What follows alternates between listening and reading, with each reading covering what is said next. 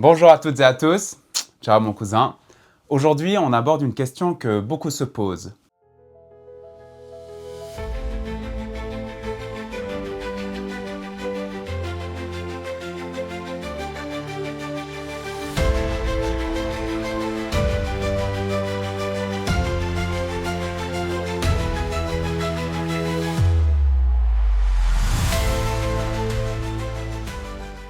À première vue, ça paraît logique. Si tout a une cause, alors Dieu doit bien avoir été causé lui aussi. Mais tu vas voir que cette question touche à la manière dont on comprend Dieu, et surtout à la différence entre ce qui existe de manière dépendante et ce qui existe de manière nécessaire. Quand on demande qui a créé Dieu, on projette sur lui la logique du monde matériel.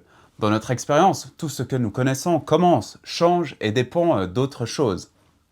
Un enfant naît de ses parents, une maison est construite par des ouvriers, une planète se forme par des forces cosmiques. Alors naturellement, on pense que Dieu doit lui aussi avoir une origine. Mais la Bible, comme la philosophie classique, présente Dieu d'une manière radicalement différente. Nous pouvons lire par exemple dans le psaume 90, chapitre 2, « Avant que les montagnes soient nées, avant que tu aies créé la terre et le monde, d'éternité en éternité, tu es Dieu. » Autrement dit, Dieu n'est pas dans la catégorie des choses qui commencent, il est en dehors du temps et de l'espace. Et les philosophes comme Aristote ou Thomas d'Aquin parlaient de l'être nécessaire. Tout ce qui existe dans l'univers dépend d'autre chose, mais il doit exister un fondement qui ne dépend de rien, qui explique l'existence sans avoir besoin d'explication. Cet être, les chrétiens l'appellent Dieu. Donc, demander qui a créé Dieu, c'est un peu comme demander quelle est la couleur du nombre 7. C'est une question qui semble logique, mais qui mélange les catégories. Dieu n'est pas un être parmi d'autres, il est la source de tout être. Pour comprendre pourquoi Dieu n'a pas besoin d'être créé, il faut revenir à une logique simple, celle de la causalité. Tout ce qui commence à exister a une cause. C'est une loi que nous observons partout. Un arbre vient d'une graine, une graine vient d'un autre arbre, et ainsi de suite. Mais si on remonte la chaîne des causes à l'infini, on n'explique jamais pourquoi quelque chose existe plutôt que rien. Les philosophes appellent cela le problème de la régression infinie. Si tout dépend de quelque chose d'autre et qu'il n'y a jamais de cause première, alors rien n'aurait jamais pu commencer. Pour que la réalité existe, il faut qu'il y ait un point d'origine, une cause non causée. Et Thomas d'Aquin, au Moyen-Âge, a formulé cela dans ce que l'on appelle l'argument du premier moteur. De même, des penseurs contemporains comme William Lane Craig parlent de l'argument cosmologique du Kalam. Tout ce qui commence à exister a une cause.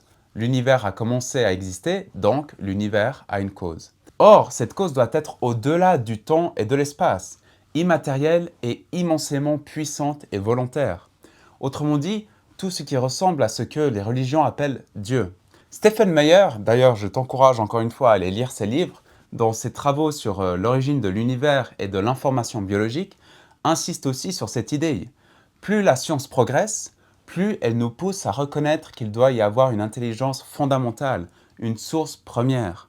C'est pourquoi la question « qui a créé Dieu ?» en fait, elle est mal posée. Parce que Dieu n'entre pas dans la catégorie des choses qui ont un commencement. Il est précisément celui qui n'a pas de cause.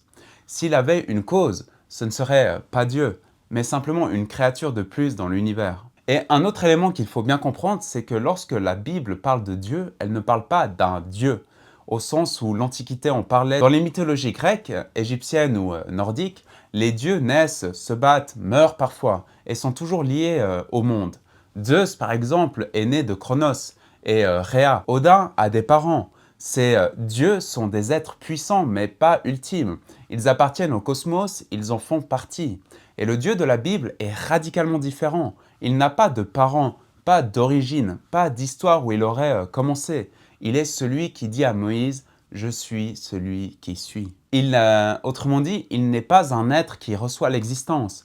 Il est l'existence même. Dieu n'est pas un élément de l'histoire, il est la source qui rend toute histoire possible.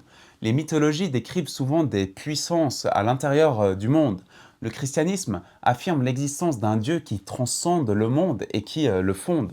C'est aussi ce qui rend la question « qui a créé Dieu » trompeuse. On la pose comme si Dieu était un être du même ordre que les créatures. Mais justement, Dieu n'est pas un maillon de la chaîne des causes, il est la base de la chaîne elle-même, le fondement qui permet à toute chose d'exister. Et en ce sens, dire qui a créé Dieu revient à confondre deux niveaux de réalité. C'est comme si on demandait qui a créé les lois de la logique ou qui a créé la réalité elle-même.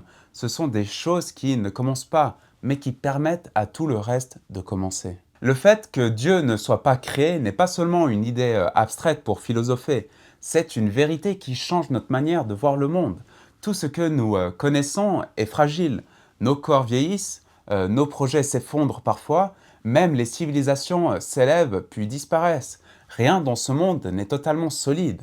Mais si Dieu est l'être non créé, celui qui est éternellement, alors il devient le seul fondement stable auquel nous puissions nous rattacher. C'est ce que nous pouvons lire par exemple dans le psaume chapitre 18 verset 2. « Je t'aime, Éternel, ma force. Éternel, mon rocher, ma forteresse, mon libérateur, mon Dieu, mon rocher où je trouve un abri, mon bouclier, la force qui me sauve, mon rempart. » L'image est forte. Dieu est le rocher qui ne bouge pas alors que tout autour peut s'effondrer. Et Dieu est le sommet de la montagne.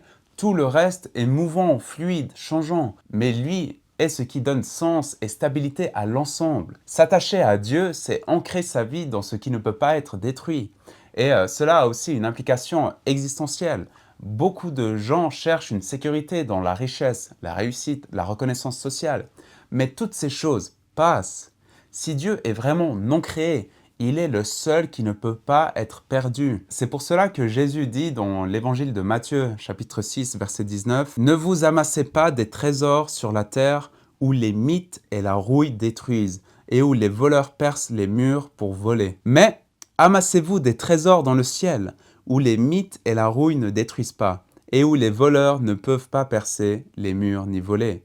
En effet, là où est ton trésor, là aussi sera ton cœur. » Croire en un Dieu incréé, ce n'est donc pas seulement répondre à une question intellectuelle, c'est trouver un appui pour toute son existence, un sens qui ne s'effrite pas quand les circonstances changent. Alors, qui a créé Dieu?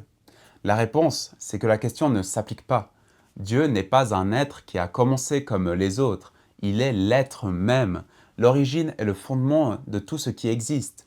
Dire que Dieu a été créé reviendrait à le réduire à une créature parmi d'autres, alors que c'est précisément lui qui rend possible l'existence de toutes choses. Et la Bible le dit simplement, je reprends le psaume 90, verset 2, « D'éternité en éternité, tu es Dieu ». Et cela veut dire qu'avant même le temps, avant les galaxies, avant les lois de la physique, il y avait déjà cette réalité ultime qu'on appelle Dieu. Et c'est cette vérité qui change tout. Nous ne sommes pas suspendus dans le vide. Nos vies ne reposent pas sur un hasard aveugle, mais sur un fondement éternel et stable. Cela ne répond pas seulement à une curiosité intellectuelle, mais à une quête existentielle. Où trouver un sens qui ne s'effondre pas? La foi chrétienne répond en Dieu seul, le non créé, le rocher éternel.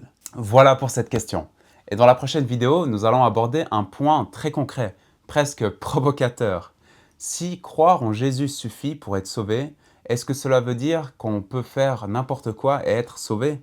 C'est une question qui touche à la fois à la grâce, à la responsabilité et à ce que signifie vraiment la foi.